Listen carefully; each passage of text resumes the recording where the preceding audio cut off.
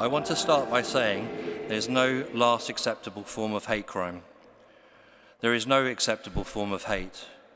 The hate targeted against the Roma Gypsy traveller communities is unacceptable. It never has been, even if some people turn a blind eye to it. There should be no place for hate in the UK. Hence the main slogan of our national campaign this year, no place for hate in the UK. My name is Mark Healey, and I'm the founder of 172430 National Hate Crime Awareness Week, the newly registered charity that over the last 10 years has organised the April Action Remembrance to mark the anniversaries of the London nail bomb attacks on Brixton, Brick Lane and Soho. Hence the first part of our name taken from the dates of those three attacks, 172430. The charity that is responsible for organising National Hate Crime Awareness Week across the whole of the UK. Hence the second part of our registered name, National Hate Crime Awareness Week. So thank you for joining us today for this important act of hope and remembrance for those who have been affected by hate crime. Today we remember those we have lost, those who need our ongoing support, that we all stand here in solidarity with everyone affected by hate crime, renewing our commitment to work together to end all forms of hate. I believe we have a duty to remember people like Johnny Delaney, who was killed because of the community that he belonged to. I believe we have a duty to stand with his family and the Roma Gypsy traveller communities who need our ongoing support. So I hope that everyone taking part in organising hate crime awareness events this year will play their part too. To include, to remember, to stand together with the Roma Gypsy traveller communities. This year has been a challenging year, as every year is when you're a small charity with very little funding. But once again, our small but wonderful team of volunteers have exceeded themselves. We've organised this service at St Paul's. We've inspired thousands of events to take place around the UK, and we've distributed what seems like a ton of resources across the whole of London, thanks to funding from MOPAC and the Mayor of London. And we will continue doing this for as long as it takes to beat hate crime, until there is no place for hate in the UK. I believe we could achieve more, which is why I'm going to end this speech with a request for your help. We need funding. We need volunteers. We need your ongoing support. Please help us to make this week even bigger next year. Thank you.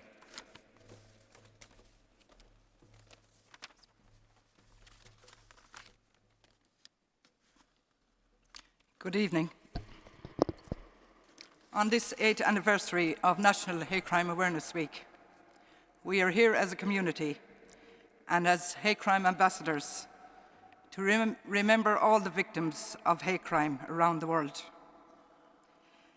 We stand tonight in solidarity with Johnny Delaney's family, his mother Winifred, known to us as Cuzzy, and his Aunt Bridget. We want them to know that Johnny will be remembered. Johnny was a quite polite young boy who is remembered for his humorous, witty character and for the love he had for his family. He loved the outdoors and he loved his dogs. He liked to tell jokes about his dogs, and one of the jokes went like this. What do you call a dog with no legs? You can call him anything, but he still won't come to you. I'm sure Johnny could tell her better than me. Johnny's life was cut short by an act of hatred on the 28th of May 2003 in a playing field in Ellesmere Court, in Liverpool. He was 15 years of age. Johnny was on his way back from a shopping trip, and he was in the field where his family were staying in their caravans. Johnny was running back with his friends, and he was set upon by a gang of youth.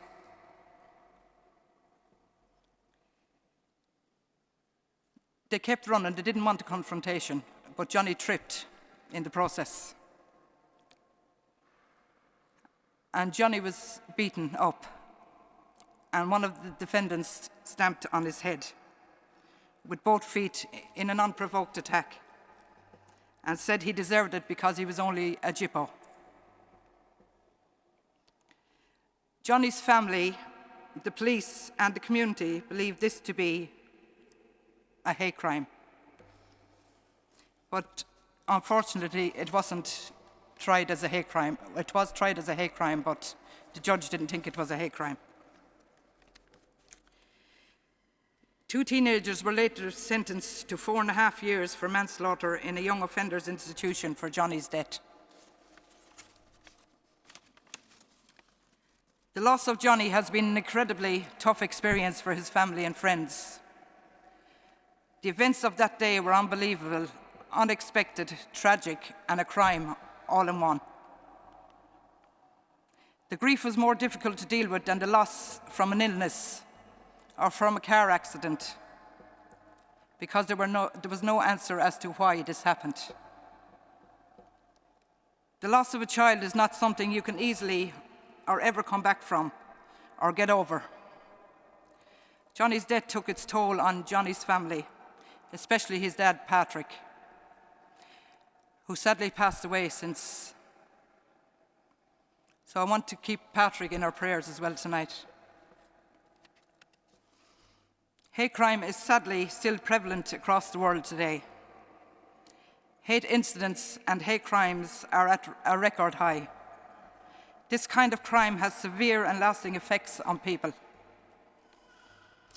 Many of our young people have died this year alone. And I believe that some of them deaths can be attributed to the psychological effects of prejudice, discrimination, and hate crime.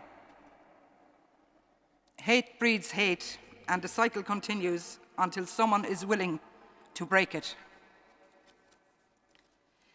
We take consolation from the fact that although Johnny's life was short, it was and still is priceless in the eyes of those he touched.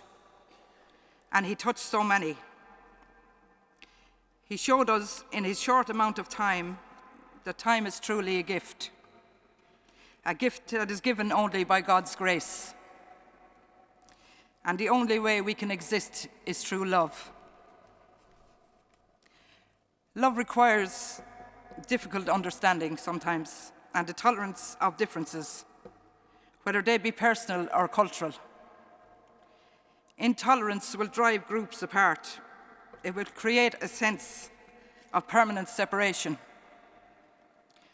Tolerance creates a society in which people can feel valued and respected, and it is essential for bringing people together. This service tonight is a service of hope and remembrance. When we are in the midst of our suffering, we look to God in hope, not only to give us strength, but to give us patience and the ability to endure, and to give us hope for a positive future and for a peaceful world where hate no longer exists, a world where everyone can feel safe and not as though they don't have a place in it. Thank you.